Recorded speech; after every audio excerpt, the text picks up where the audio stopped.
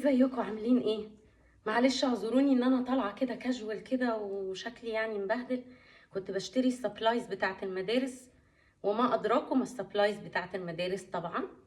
اكيد كل الماميز حالتهم زي كده، حالتهم النفسيه حلوه قوي قوي قوي، وتلاقيهم كمان مش لاقيين وقت لا ياكلوا ولا يناموا.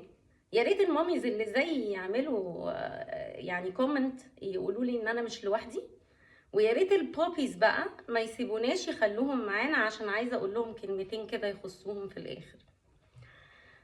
طبعا ايه، احنا عايزين نركز ان في وسط كل الحاجات اللي علينا دي ما ننساش حاجه مهمه جدا. ما ننساش ان احنا قبل دخول المدارس نقعد نتكلم مع اولادنا. عايزين نتكلم معاهم في حاجات مهمه. رقم واحد، ازاي هما يقدروا يتحملوا مسؤولياتهم ويجتهدوا ويعملوا اللي عليهم علشان ربنا يوفقهم. رقم اتنين، زي ما انتوا عارفين طبعا قصة التنمر اللي بتحصل في المدارس وبيكون ايه تأثيرها النفسي على بعض الأشخاص. فعايزين نتكلم معاهم ان هم سواء هم كانوا الطرف اللي بيتنمر، ان هم ازاي يفهموا ان هم لو اتحطوا مكان الشخص ده ان دي حاجة مش سهلة ابدا، وممكن تأثر على شخصية الطفل، لدرجة ان هي ممكن تأثر عليه، تدمر له حياته زي ما احنا بنشوف كده في الافلام والتمثيليات. فلازم نبين لولادنا ان دي حاجة مش صح، وان انتوا لازم تحطوا نفسكم دايما مكان الناس التانية والاولاد التانيين. وسواء بقى هم كانوا الطرف اللي بيتم التنمر عليه، فاحنا عايزين نوضح لهم ازاي يتعاملوا مع الموقف ده من غير ما يأثر على ثقتهم في نفسهم او شخصياتهم، ويقدروا ياخدوا حقهم بطريقة صح ومظبوطة. فهنا دورنا مهم جدا ان احنا نتكلم مع اولادنا.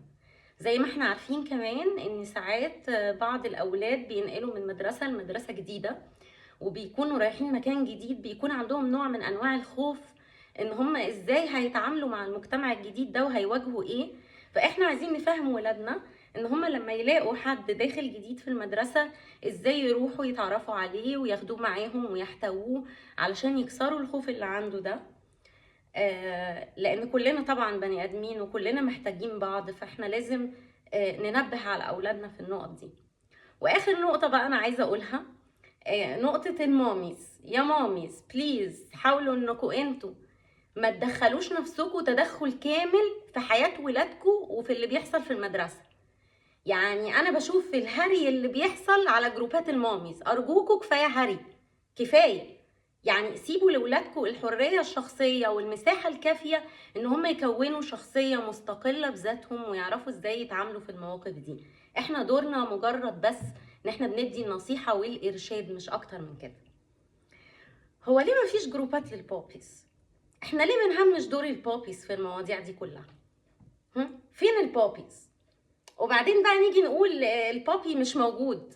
طب ما هو احنا اللي بنهمش دوره. على فكرة البوبيز ليهم دور مهم جدا زيهم زي الماميز، فعايزين نركز على دور البوبيز. تخيلوا بقى كده معايا لو في جروبات للبوبيز كان هيبقى الوضع عامل ازاي. كانوا بقى هيتكلموا بقى في جروبات البوبيز على ايه؟ على بقى العربيات، على ماتش الكورة، يتفقوا ان هم يخرجوا يروحوا القهوة يشربوا حجرين شيشة ويلعبوا دور طاولة ويشربوا ليمون نعناع. حاجات لذيذة قوي. ممكن حد يضمني لجروب البوبيز لو سمحتوا؟ بالتوفيق ان شاء الله لكل اولادنا السنة دي، وكل سنة وانتم طيبين وربنا يستر. يلا سلام بقى.